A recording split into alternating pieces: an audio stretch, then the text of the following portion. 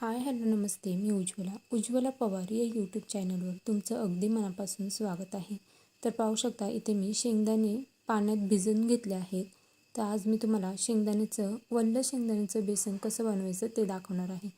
आता आपल्याकडं वल्ल शेंगदाणे नाही आहे, तर त्यासाठी काय करायचं, तर शेंगदाणे घ्यायचे आणि आपल्याला हे अर्धा तास पाण्यात भिजत घालायचे आहेत.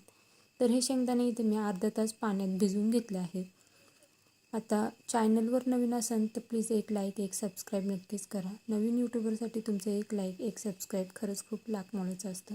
तर इथे वाटण्यासाठी लागणारं साहित्य घेतलं आहे. लसूण घेतला आहे, कोथिंबीर घेतली आहे आणि हिरवी मिरच्या घेतल्या आहेत.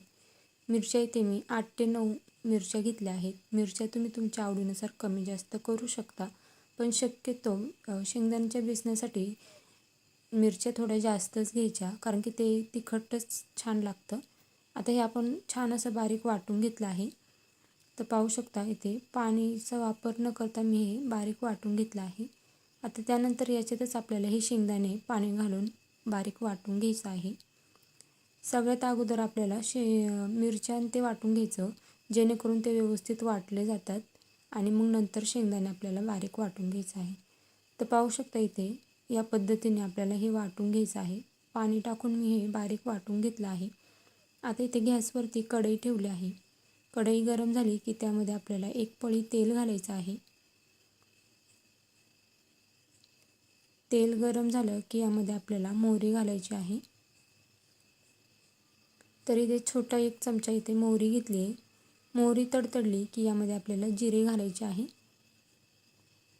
जिरे देखील फुलले की यामध्ये आपल्याला कढीपत्त्याचे पाने घालून घ्यायचे आहेत. त्यानंतर थोडंसं हिंग घालायचं आहे. आता एक छोट्या आकाराचा कांदा मी इथे बारीक कट करून घेतला आहे, तो देखील आपल्याला फोडणीला घालायचा आहे. आता कांदा तेलामध्ये मिक्स करून घ्यायचा आहे. ते एक अर्धा मिनिटभर आपल्याला कांदा परतून घ्यायचा आहे. तर अर्धा मिनिटभर कांदा परतला की त्यानंतर यामध्ये आपल्याला हळद घालायची आहे, अर्धा चमचा. हळद देखील आपल्याला तेलामध्ये मिक्स करून घ्यायची आहे.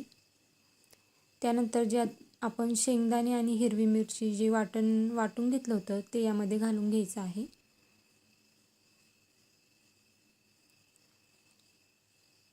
चॅनलवर नवीन असेल तर प्लीज एक लाईक एक सबस्क्राईब नक्कीच करा. नवीन यूट्यूबरसाठी तुमचं एक लाईक एक सबस्क्राईब खरंच खूप लाख मोलाचं असतं. आणि तुम्हाला माझ्या रेसिपी कशा वाटतात हे देखील मला कमेंट करून नक्कीच सांगत जा. तर पाहू शकता इथे मी सर्व वाटण यामध्ये घालून घेतलं आहे. आता यामध्ये आपल्याला पाणी घालायचं आहे. पाणी तुम्ही तुमच्या अंदाजानुसार कमी जास्त करू शकता. कितपत घट्ट किंवा पातळ हवे आहे बेसन तुम्हाला, त्यानुसार तुम्ही पाणी घालून घ्या. शक्यतो आपण शेंगदाण्याचं बेसन थोडंसं पातळच ठेवायचं आणि हे बेसन तुम्ही भातासोबत किंवा भाकरीसोबत सुद्धा खूप छान लागतं. आता चवीनुसार यामध्ये आपल्याला मीठ घालायचं आहे आणि एक छान अशी मोठी उकळी आपण याला काढून घ्यायची आहे.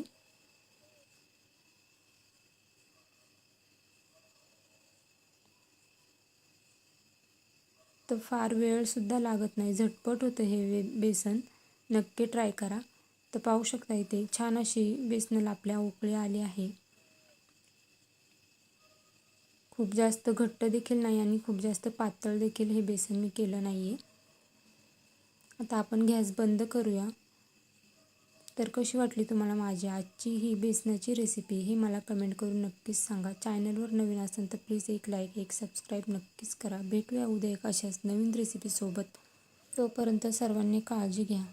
बाय.